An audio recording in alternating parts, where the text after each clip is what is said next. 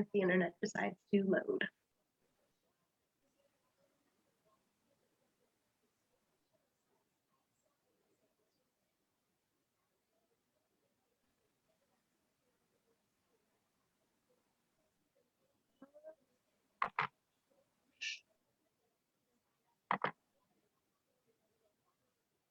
And then I think I'm going to record this Zoom just in case anything happens, so we can still put it out there. All right, looks like we are golden. Okay. All right. All right, thanks for your patience. Sure.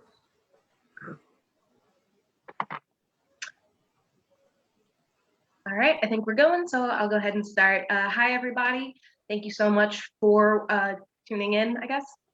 Today we're talking to Mike MacCormack. He is one of the incumbents running for school board to retain his position. So Mike, how about you start just by telling us about your campaign and yourself? Okay. Let me start just by talking about myself. My background has always been in technology, and I started off with a computer science degree from the University of Kansas too many years ago. I don't even want to tell you what year it was I graduated with that. But I moved on and got a master's degree from Missouri S&T, University of Missouri Rolla at the time. And since then, a couple of years ago, it was 2018, I finished up my MBA from Lindenwood. So I've kind of always had, not only a technological background, but I've also been kind of a believer in lifelong learning. And, so I think that, kind of meshes in well with my campaign to be on the school board because, you gotta, what's the saying, walk the walk, talk the talk. And I definitely believe education is the key. I want to give every student every possible opportunity to make their life excel through education, educational opportunities. So that's kind of why I'm really running for the school board. I have been on the school board for 12 years. It's kind of sobering to think about that because the kids that will be graduating this year would have been in first grade when I first started. So you've impacted their entire educational experience so far. Yeah, that's right. And that really makes you think, which is but I just really enjoy, the graduation's probably my favorite part of being a school board member because you really see everybody being happy about the payoff that they've, their big accomplishment that they've been able to achieve. And, so I don't know, what else can I tell you about that? So. Yeah, now I see here you have 3 children who all went through the district. That's correct. Yes, I have my oldest daughter's 32, and she is a teacher actually at East High now. Oh wow! Yeah, she loved everything about Fort Zumwalt. My middle daughter is got her degree in chemistry, and she is working in a small company called Nature's Bakery. I don't know if you've heard of that. I am very familiar with them, actually. I did some work with them. Did you? Okay, yeah. She loves that job. And they've just recently merged with Kind Bars. Kind is kind of a bigger name, but yeah, great career she's got going there. And my youngest daughter is just finishing up her degree at Mizzou in nutrition. So we'll see what she ends up doing after she graduates. But, oh wow! Yeah. So 3 ringing endorsements of the Zumwalt School District. I know I'm a very proud East High alum, and everybody at Find the Light is either a current student or an alumni of the district. So it's really good to hear you've got all of those cool connections. Yeah. So our first question from our Zoom community is from an anonymous person. They want to know how you're going to advocate for and support special education and related service providers in the district. Right. So special ed is something that I had really no exposure to when I first got on the board. And I've been out to the schools and met with some of our special ed teachers. And all I can say is I don't see how they do the job that they do. They are just extremely, well, I want to use the word special, but that doesn't really fit here. But I mean, they're the kind of people that step up and take on jobs that a lot of other people wouldn't take on. We have had quite a number of hirings in the special ed area. We keep bringing them in. I think this last meeting that we had last night, I think we approved at least 2 new positions, possibly 3, but I know at least 2. And we've been, heavily focused on that. What we have a center called the Mike Clemens Center, which is up on Tom Geniver Road. That was built, I want to say around 2012 when I was on the board. We named it after a administrator that used to be on the board, and he ended up, passing away too early. He was a victim of cancer, but we named the center after him. It is a fantastic facility. We have the ability with that center to segregate the students so that the ones that learn better on their own and without the distractions of other people around them are able to do that. So we have individual classrooms that they can learn in with their teacher. And then we have also shared classrooms. So that facility, just by its nature and by its design, has really helped us to be able to meet some of the needs. We used to have to outsource to other organizations, so we keep that internal now. And then, of course, special ed. I mean, I got to throw a plug in for Hope High School wherever I can, because, yeah, Hope was a board priority back in the late 90s to keep kids that were at risk and or thinking about dropping out, to give them an alternative so that we could keep them in and continue their education. I get a stack of letters every year from the students at Hope High, and we all do, everybody on the board. And they're all the same message. Thank you for having Hope High. It's changed my life.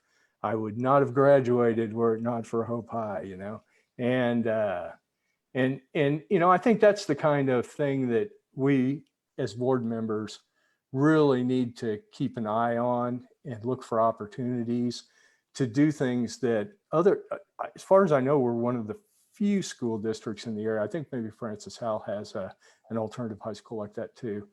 But I remember the first thing I did as a school board member was went to mandatory training in Jefferson City, because you have to do that. And they went around the room and said, what are you proud of with your school district? And I said, well, for me, I think I'm most proud of our Hope High School, for people that, don't gel well with the big high school environment, and we can still give them the high school experience and everything. And I looked around the room and there were a bunch of blank stares. Nobody had heard of that. Nobody had any idea that that was a thing, And so I think, keeping an eye out for opportunities like that would be something that I'm always going to be looking for. So. Absolutely. And we've heard from many, many Hope students and teachers about how wonderful the environment there is. I think it's absolutely something that the district should be and deserves to be proud of. Okay, good. So our next question is about teacher salaries. Mm-hmm. So how are you going to support teacher salaries being more aligned with other districts in our area to keep experienced staff who've worked for the district long term? Mm-hmm. We fell behind. I mean, I'm going to be honest. We fell behind other districts, and we knew that, and last year. When I say last year, I'm thinking about last contract year, which would have been probably 2018. We did an adjustment to our pay scales to not just inject more money in there, but to try to balance things out a little bit. The scales had gotten out of balance, and I'll tell you why. There's things called steps that teachers go through, and they kind of correspond to years of educational service, but not exactly. I mean, every year, typically a teacher will get a step, but just because you have 5 years experience doesn't mean you come in at level 5. Okay, so it's kind of an odd formula, but anyway, the steps. So we used to have 20 steps at the district that people would go through all the way up through their career. There was a time before I got on the board when the teachers decided that 20 was too many. They wanted 17.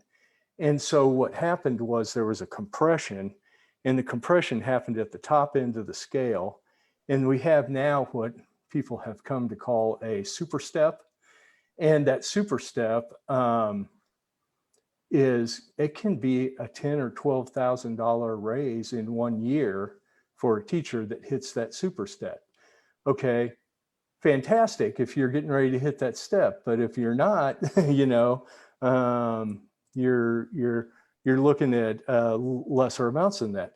So yeah, what I've been looking at trying to do, what I've proposed, and what we've talked about many times, is to smooth that out. Now, in doing that, we don't want to be unfair to any of those people that are near that super step. So, but if we did that, if we smoothed it out, what I did then is I took that smoothed out pay scale, 20 steps, and we have channels for the amount of education you have as a teacher also. It's a matrix.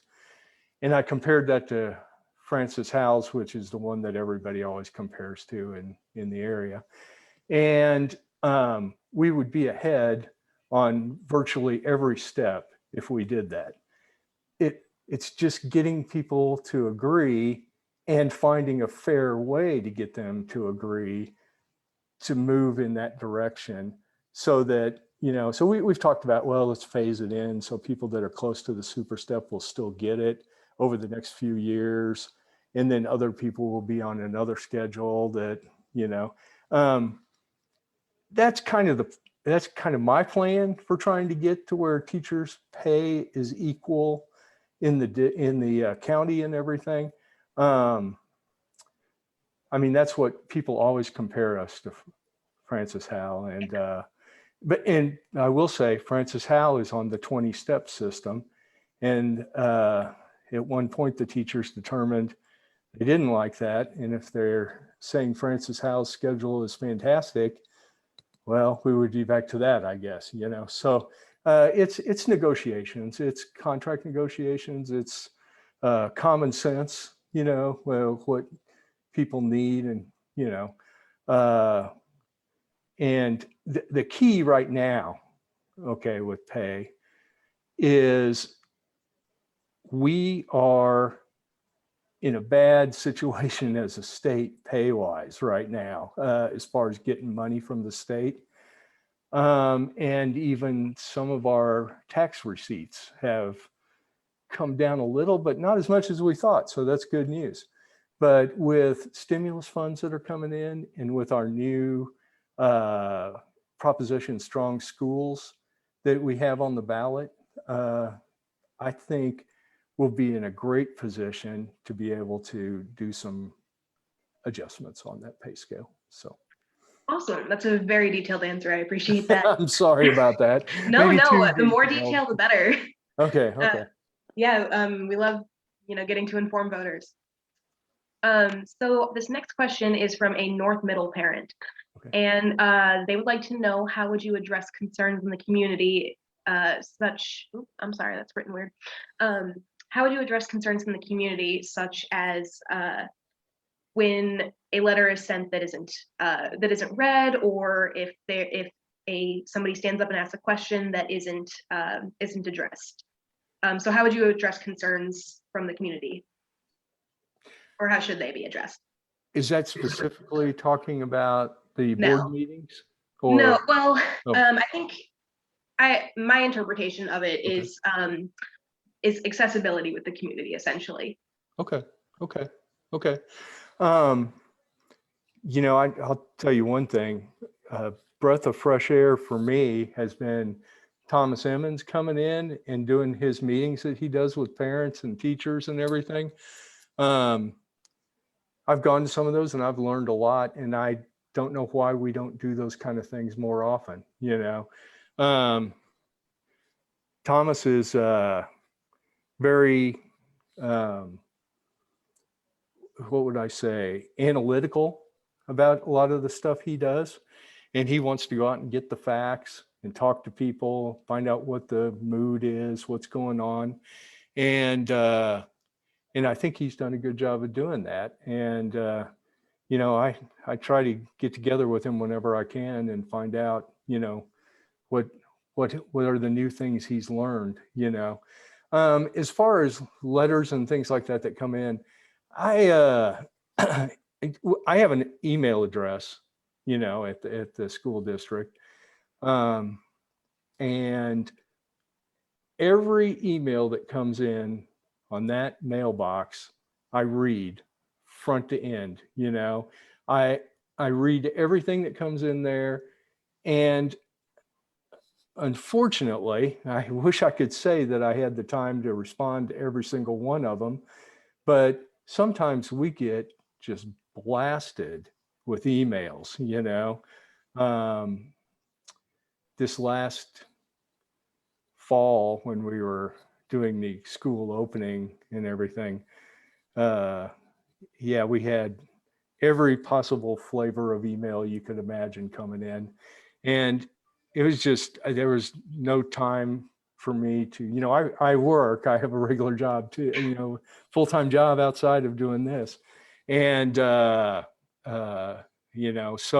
I want everybody to know that I read them all and I glean what I can out of them. And I know that anybody that's taken the time to sit down and write a note or a letter or anything like that is incentivized, and they're passionate about what they're doing because they've given up their time to do that.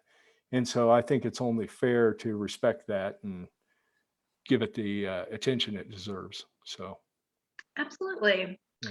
So this next question is a little bit more abstract. Aside from the business aspects of how the district is run, what types of ideas do you have to help students in the district be successful and well-rounded before they graduate high school? Okay. Yeah. That's a deep question. We have, wow, I'm trying to think, how could they be more well-rounded? And we offer a number of volunteer opportunities, things like DECA, for instance, the pre-business club. We offer other clubs and sports, and scholar quiz was something that one of my daughters did. she loved that. It was kind of, I don't know if you're familiar with that, but that's kind of like a Jeopardy type format where you compete against other schools, and very, very good opportunity to learn a number of subjects that you wouldn't normally learn in regular classroom activities.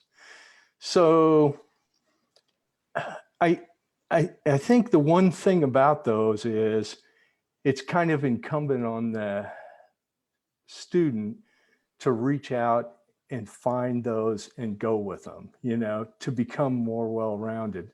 Now, is there something we could do to encourage that a little bit more, or even offer credits somehow to get some students to do those kind of things?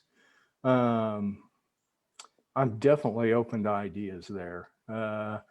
But, becoming a well-rounded individual, I hesitate to say that we can do it all in the school, because I think, people learn a lot by having a job after school and working maybe in with their parents at their parents' business, or getting a job of their own someplace. I did that when I was a teenager. I always worked because I needed to.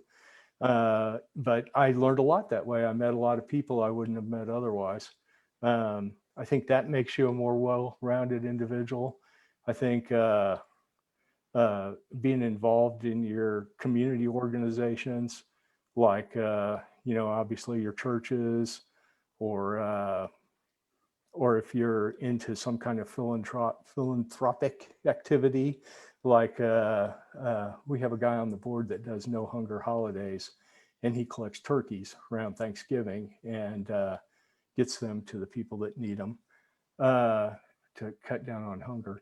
I think any of those kind of activities make you a more well-rounded person. And I would certainly be wide open to any ideas people would have. Especially one thing you had mentioned last night, different subject, but was about how we can get links put onto our website at, the Fort Zumwalt website, so people can find these things more easily. And I think if anybody has any, things like that they would want to publish out on our website, I would be happy to get those to our people that manage that and get those. Send you a list. Yeah. That came from our website. Was built by a freshman at Zumwalt South, and it's phenomenal. So that's where that came from. That we were like, there's really, really talented students who would probably be able to pull that off. And various other, options like that. Yeah. Okay. So this next question is from Kelly Henderson, who is a teacher and parent from Mid Rivers Elementary and South High School. How do you plan on using your position to influence decisions about what is best for kids and young adults, and listen to those who are in the trenches every day? So I'm guessing teachers, students, anybody with who are just in the schools every day. I mean, I obviously have an open door policy. I mean, what I mean by that is anybody can send me an email. They can call me on the phone. My phone number's out there. I'm willing to listen to anybody that's in the trenches, as she says. And but I feel like I've always been that way. I don't know that that's something I need to really change. Now, maybe there's a perception that hasn't been happening. I don't know, but it's certainly not any thing that's conscious. I would be happy to sit down with anybody like that. Anybody, just contact me. I'd like to hear what the issues are, and maybe we can brainstorm some ideas for what we need to do to address. Awesome. Issues. Yeah. All right, this next question is from Justin Singer from Fort Zumwalt South. He asked, what ideas do you have regarding student drug addiction, such as coping mechanisms that are healthier or teaching coping mechanisms, or really, as we talked about last night, Black Balloon Day is this month, and Zumal has been hit pretty hard by the opioid epidemic. So, as a board member, what are some plans to address that, I guess is what Okay. we're saying. Yeah. First of all, that was part of your letter that we read at the board meeting last night was Black Balloon Day. And I would just like to commend everybody that's involved in that for taking the time to do that and recognize the issue and elevate it so that, we can start talking about these things. Because a lot of these situations, if you don't talk about them, if you try to bury them, they don't get better, So to address the opioid situation, I've had some people in my own life that have been substance abusers.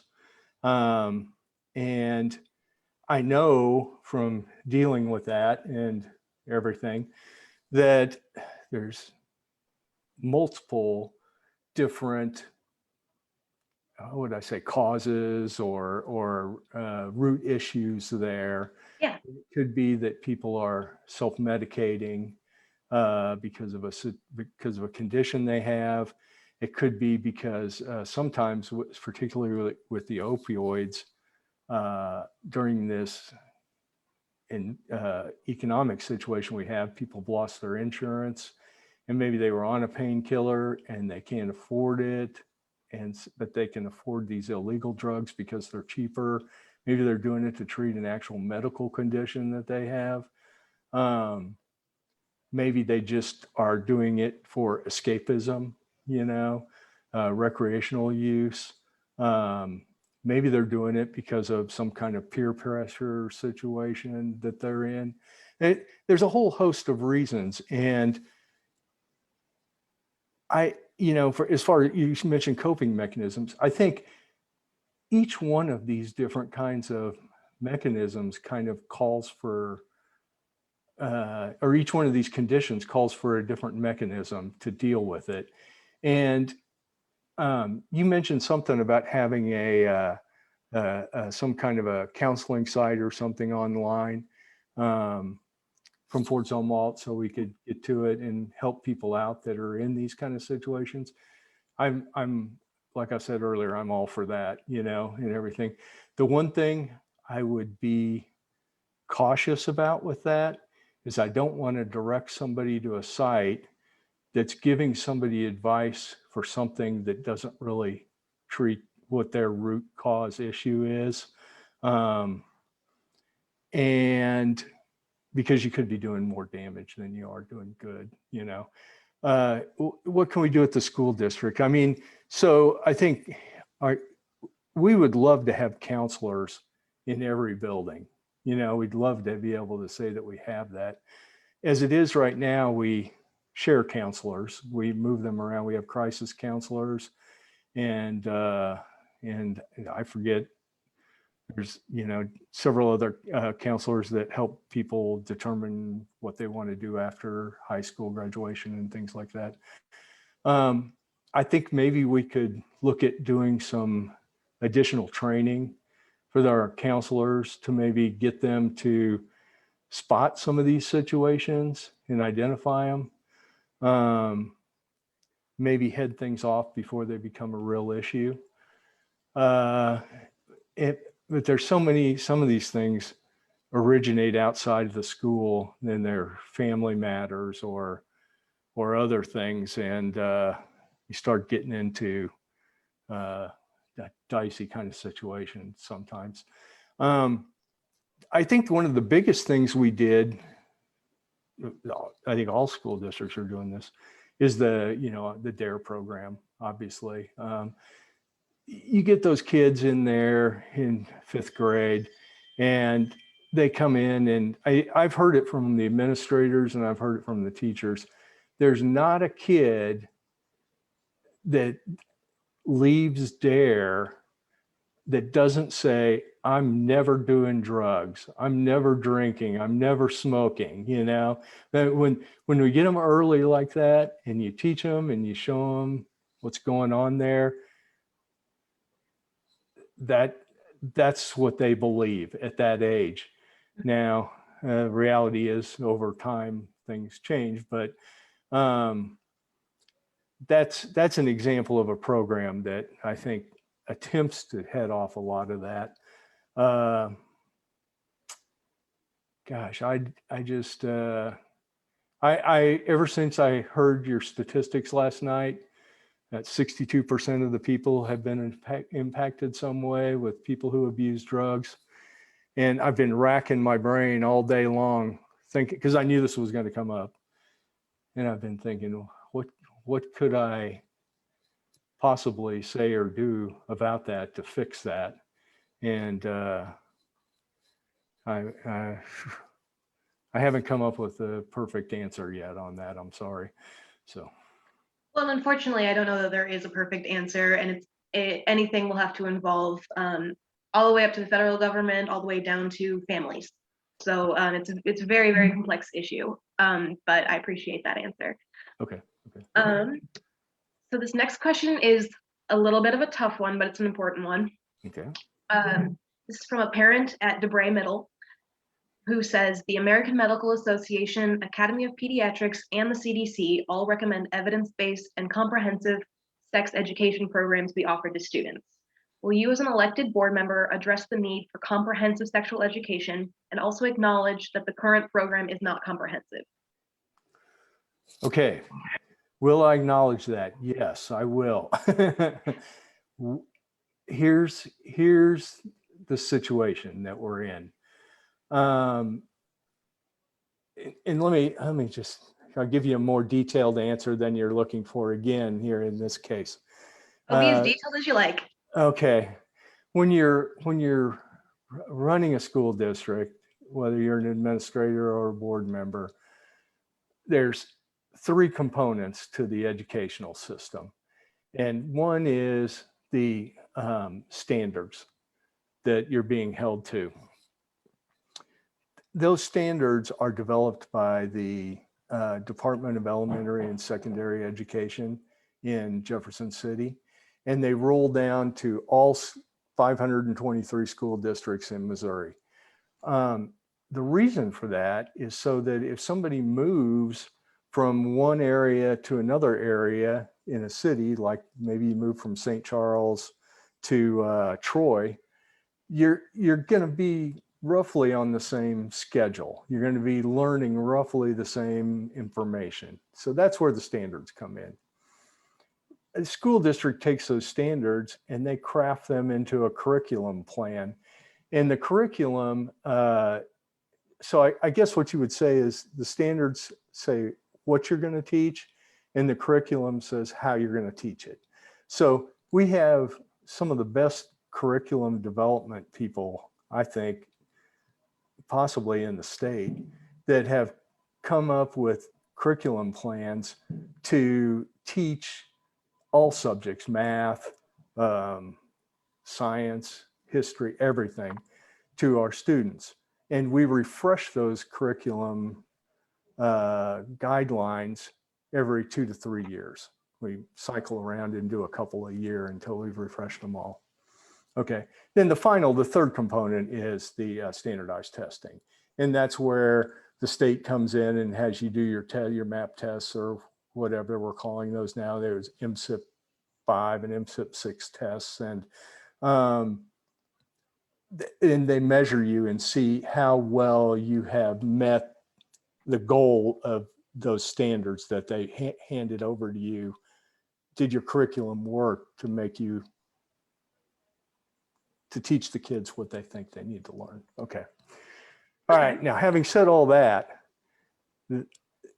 the standards for our health education program come from the Department of Education, Department of Elementary and Secondary Education from Jefferson City. So we can't change those. ourselves unilaterally on our side, we can put pressure on DESI to get those changed. There's a movement right now to make there's a board, DESI has a board. They're appointed by the governor right now. There's a move to make those elected officials instead, so people would have more say on who's doing these standards. And I imagine that'll probably succeed, because I don't know that anybody's super happy with DESI the way it is right now. And there's things that are trying to change like that. Okay. But what I do want to say is that we recognize that there was a hole here. We recognize that there was, we don't want any students to be disenfranchised. We don't want any students to feel anything other than happy. And we've created some clubs at our schools where people can join and get together and talk about lifestyle choices, I'll say it that way, whatever those may be. They're voluntary. People can join if they want to. They can meet other people that possibly they would see eye to eye with. And like I said, we can't change the curriculum or the standards, but we can provide, what would you even say, a way for kids to get together and affiliate, And so that has been our approach. Until things change with DESI, I don't know that we can make any major inroads. So now, what about, going off of that, what about abstinence only? Because to my knowledge, that's not a statewide decision. There are districts in Missouri teaching teaching abstinence only. There are districts in Missouri that are teaching more comprehensive sex ed. well, who did you say is teaching that? I'd have to look up the list, but yeah, I don't believe that's a state, that abstinence only is a state decision. St. Louis Public Schools, for instance, are not abstinence only. Okay, I mean, I'd want to know more about that, because, and the reason I'm making a point of that is those standards that we have are only apply to public schools. So I have no doubt that there are other educational facilities around the state that are not held to those standards, that have done other things. I just want to know, if we're talking about a public school, I'd want to know how it is that they're able to,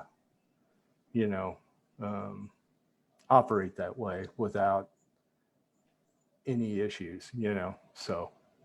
Yeah. Definitely like to know more. Yeah, I can find some information on that and send it your way. Yeah. Yeah. Our next question is going to be on mental health, because, as you know, Find the Light Foundation came about because we were losing people due to mental health crises. Mm-hmm. So what I want to know is, regarding mental health, what do you think the district is doing well, and what do you think that they can improve on? Okay. Well, the number one thing that I think the district is doing well there is we opened for face-to-face classes this year, while at the same time giving parents and students the opportunity to do virtual. If that suited their lifestyle better, they could do that. But opening for face-to-face, I'm sure you've seen some of the studies and some of the reports that are out there that show a lost kids that have lost a year essentially of their life, because you can say what you want about virtual learning. It's not as effective. In fact, Thomas had some stats last night he brought a report to our board meeting that showed an 800% higher failure rate for kids that are doing virtual than for kids that are doing face-to-face. He went out and the failure rate, he was looking at students who got Fs in classes, 800% higher. Now, if you're a student and you're getting those kind of, that kind of feedback, you know, from your school district, I think that would depress anybody. I think that would cause a lot of depression for people.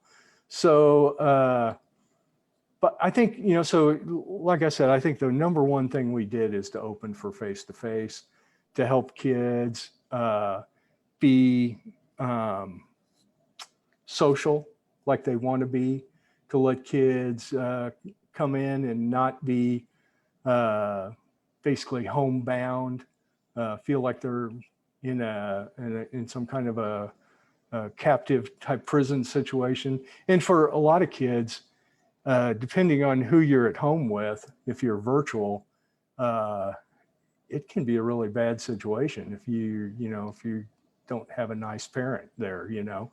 And so, I mean, I think that has been our number one thing. And that, honestly, that's why we opened for face-to-face. People were, you know, saying all kinds of terrible things and calling us all kinds of names for, you know, saying, oh, you're putting people at risk. You're encouraging the spread of COVID. You're doing this and that. But really, I mean, the bottom line is we want to do what's best for the kids. And I think by doing what we did, I think we really helped out kids this school year, where a lot of other districts didn't do that, and they should have, my opinion. So. Okay, so then for mental health, what can the district improve on? So definitely, again, going back to my knowledge of people that have had substance abuse problems and everything, sometimes brought on by mental health issues. There are signs, you know, I mean, everybody knows there are signs. You'll see, you know, I mean, I'm not going to try and come up with a list, but I think the key is to have teachers, administrators, people who are in the schools, people who see the kids every day, look for those signs and see that maybe a situation is developing, and, you know, get up there and ask them about it and say, is everything okay? Are you doing well? Is there something we can help you with? You need to talk to somebody, you know? I So think, is that expanding on the gatekeeping training that teachers and staff get? I'm sorry, say that again. So is that expanding on the gatekeeping training that teachers and staff get? Okay, hang on.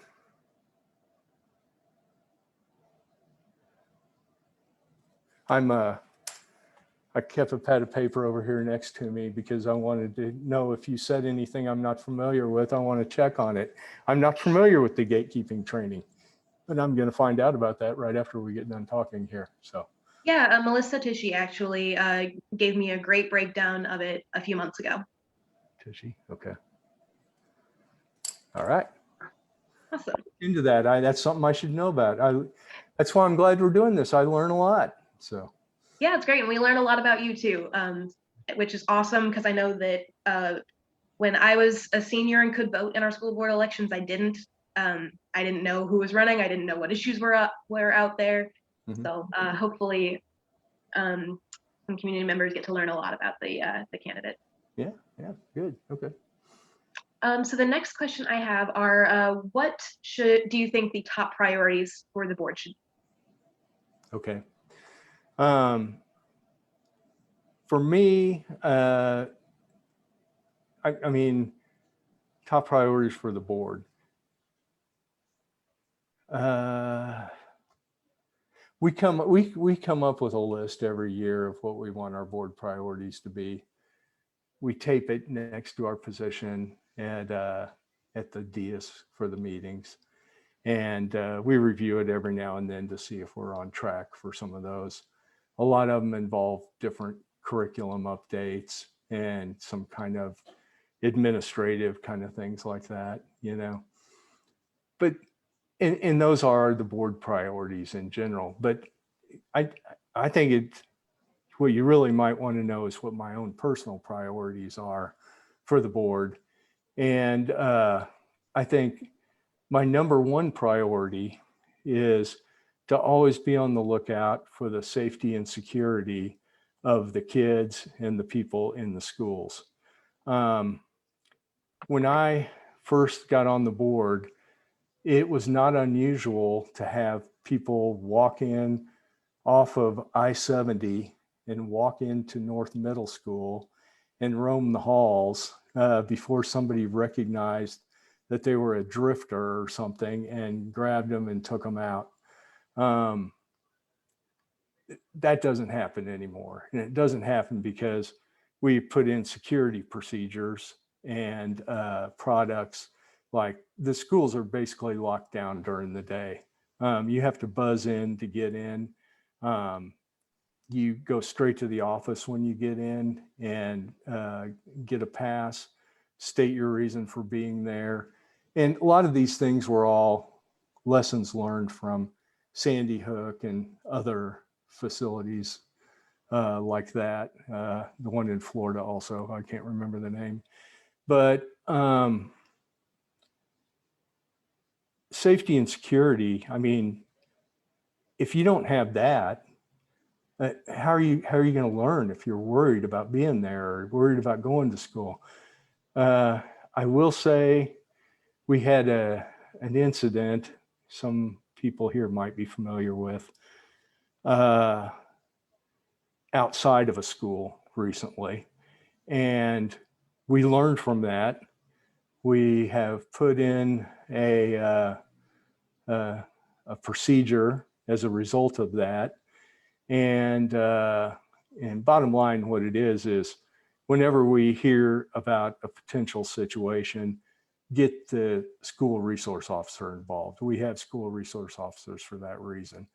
And so, you know, we're always on the lookout for that kind of thing. And that's definitely my top priority, safety and security. Okay, great. So my next question is about a school board member's role and responsibility and how that role differs from the role of the superintendent, for instance, or other members of the administration. How do you balance those two? Okay. This is part of that mandatory training I mentioned earlier when you first become a school board member. They tell you all the facts about doing the job. One of the harsh facts they tell you right up front is you're doing this on a volunteer basis. You're not getting any money for any of this. So that's great. And then, but then, you know, what they tell you is the role of a school board member, there's really three things you do. One is you oversee the budget. For us, that's about a $280 million budget every year. And we look and see what we're spending that money on, make sure it's being spent correctly, and just provide general oversight for that. So that's number one. The second thing a school board member does is to maintain the policies and procedures of the district. So anything that has to do with how we operate, how we run, when we do reports, when we do, you know, salary negotiations, when we do, you know, whether smoking is legal or not, if it's legal, where, if not, you know, so on and so forth. All those policies and procedures need to be updated all the time, and school board members are responsible for that. And then it's up to the administrators and the superintendent to carry out those policies and procedures. And then finally, the third thing that a school board member does is hire a superintendent to go out and manage everything and do all the work, day-to-day operations, hiring, firing, make sure those policies are being carried out correctly. Basically all the day-to-day operations. We've had, well, I hesitate to even say this, but I mean, we've had school board members who wanted to be involved more in the day-to-day operations of what was going on out in the district. And it's just not appropriate. That's the superintendent's job. And if we're not happy with the way they're doing things, we should get a different superintendent. I mean, that's just kind of the way that breaks down. So fortunately, we have probably one of the best in the state, but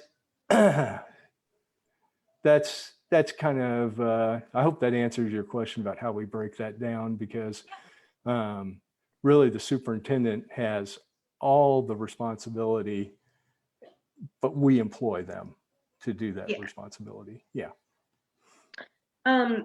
So one of the things we noticed when we first started going to board meetings, and obviously we've been doing them virtually for the last few months, hopefully that's going to be changing soon, and we'll be able to be there in person. But we noticed when we would bring students to board meetings that there seems to be some discrepancies between what the board administration thinks is going on and what students are telling us is actually happening. So how can school board members or the administration as a whole know if its goals are being accomplished and its policies are being implemented in a way that you'd be proud of? So I'm very interested in knowing more about that you're saying right there, because obviously there's things that happen down at the school to school level between assistant principals and maybe teachers, or teachers and students, or things like that, that never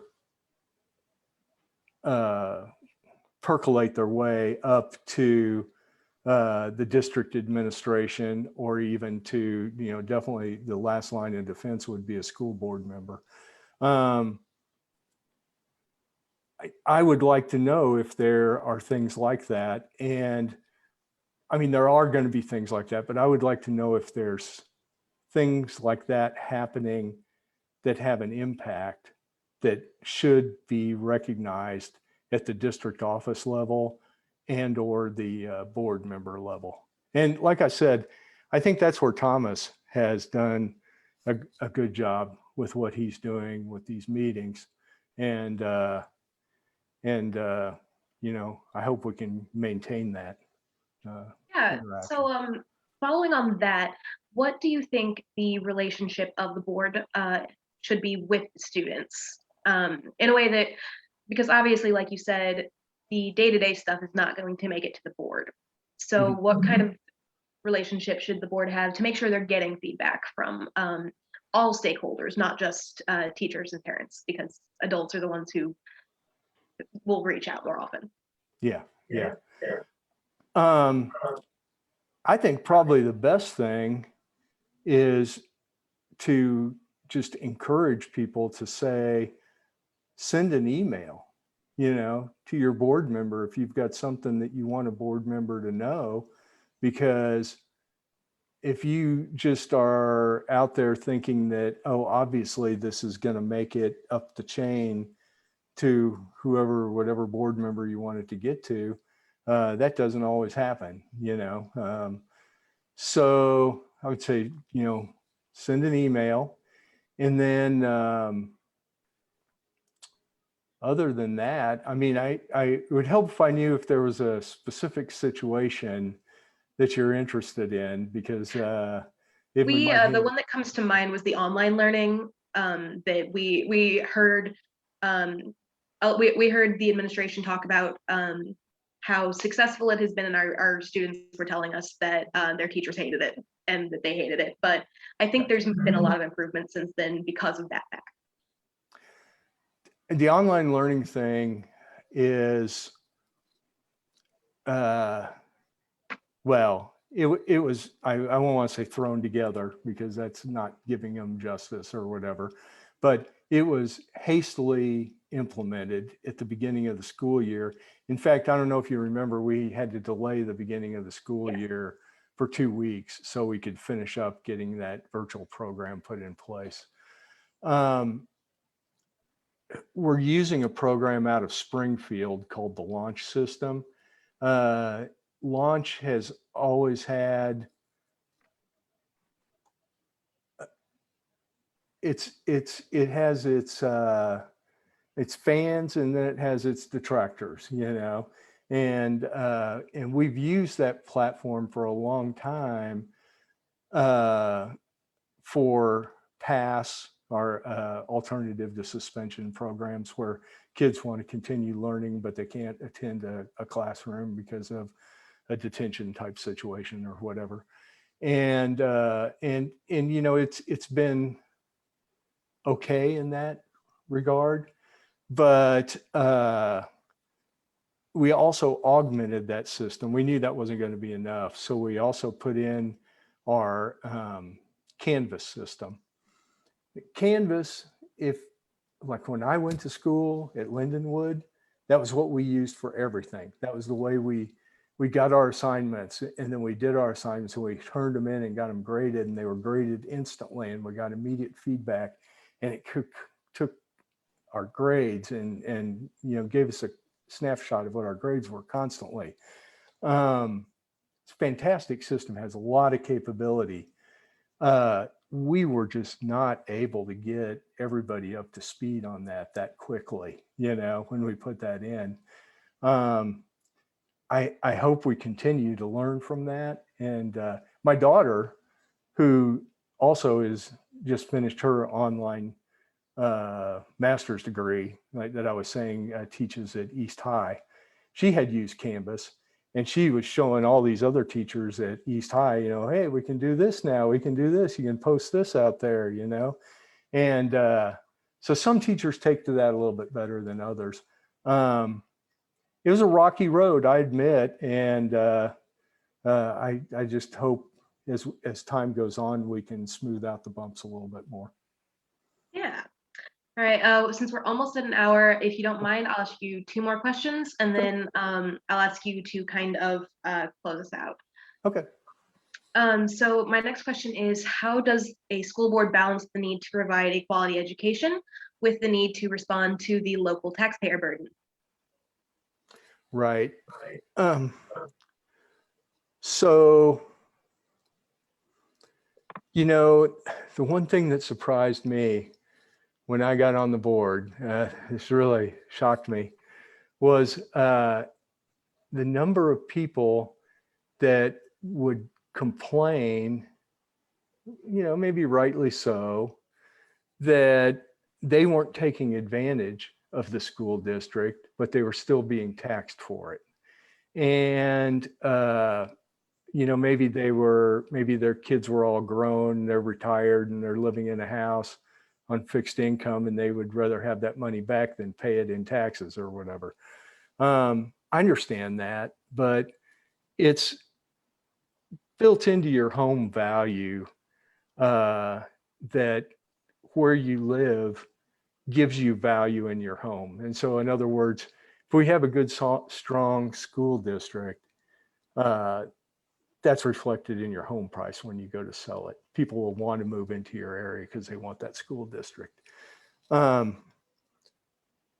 that's one area where you just got to kind of try to explain that to people to balance that one out. But as far as providing a quality education with the money that comes in, we always are on the lookout for what we can do to make things more affordable.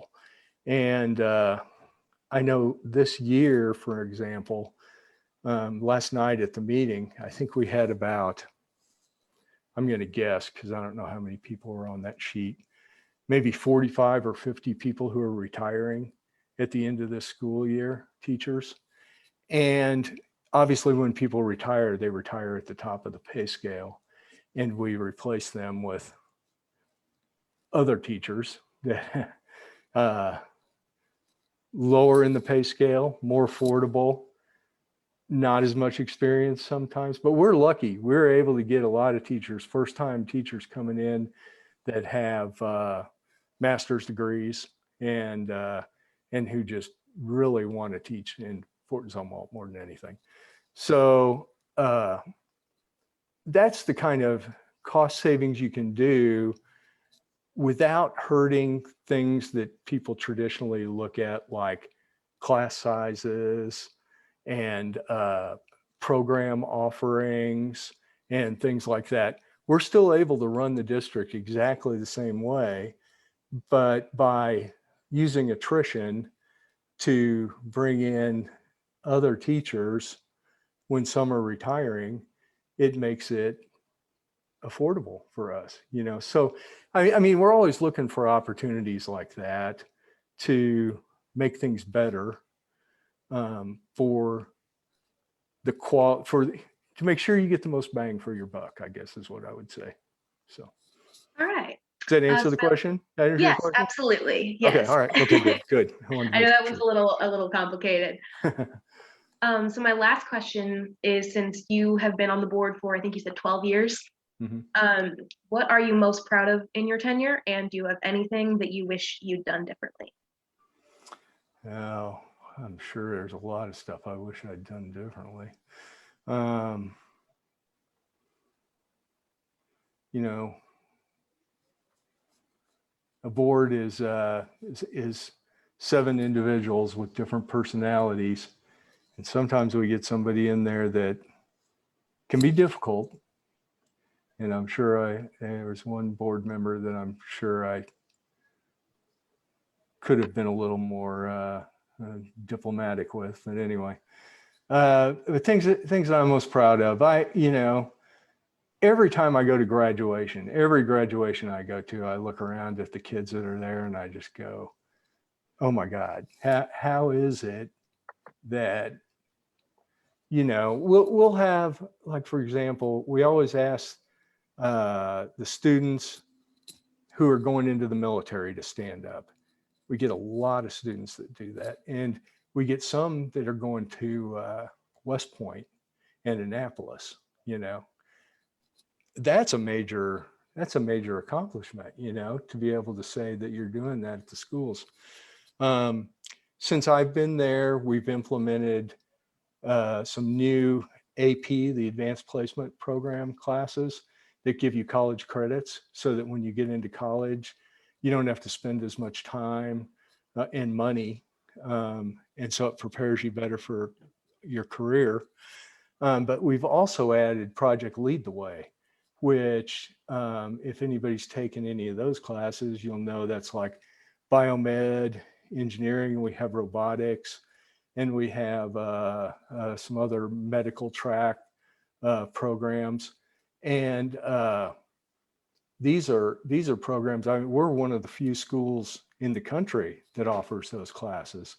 And we put those in, and I'm extremely proud of not just the fact that we offer that, but that there's kids that jump all over that and take that and are out there making the world a better place because of it, Yeah, that is a really incredible program. I'm gonna have to look into. It sounds really interesting. I know when Yeah. I was in high school, I would have loved those classes. So it's really cool that they've got them. Yeah, we used to have like a career day. We'd usually do it at West in the Commons, and people could come in there and pick up brochures on all these programs, and they would do demos. We didn't do that last year. If that comes up this year, I'll let you know. So you can come by. So. All right, well, that puts us at about an hour. So I just wanted to, first of all, thank you so much for talking with us. I know there were a lot of people very excited to watch this. And then if you want to just take a minute and talk to the community, tell them why they should vote for you, or anything else you want to say. Okay.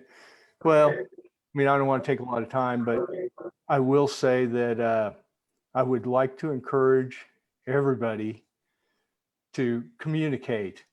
Don't wait until things boil over to an issue level. and you can reach me in multiple different ways. My school mail address is on the website, but it's also M McCormack, no space or dot or anything, just two M's, at fc.k12.mo.us. That's the way we do school addresses.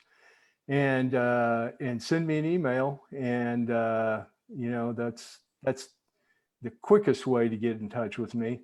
You can do Twitter. I'm Mike McCormack, at Mike McCormack on Twitter. And I just, you know, I've enjoyed everything about being a school board member. And I just always think, you know, the kids are first. What's best for the kids? What's best for everybody else? And try to do it that way. And I think that's what people would want from a school board member. So. Awesome. Well, thank you so much again. This was a really, really interesting conversation. And I'm sure we'll be talking to you again soon. And good luck. Oh, thank you. Thank you. Appreciate the opportunity. Absolutely. I'll go ahead and stop this live stream. Thanks everybody for watching. Oh, I haven't stopped it yet. All right, well, vote on April 6th because I haven't said that yet, and that's important.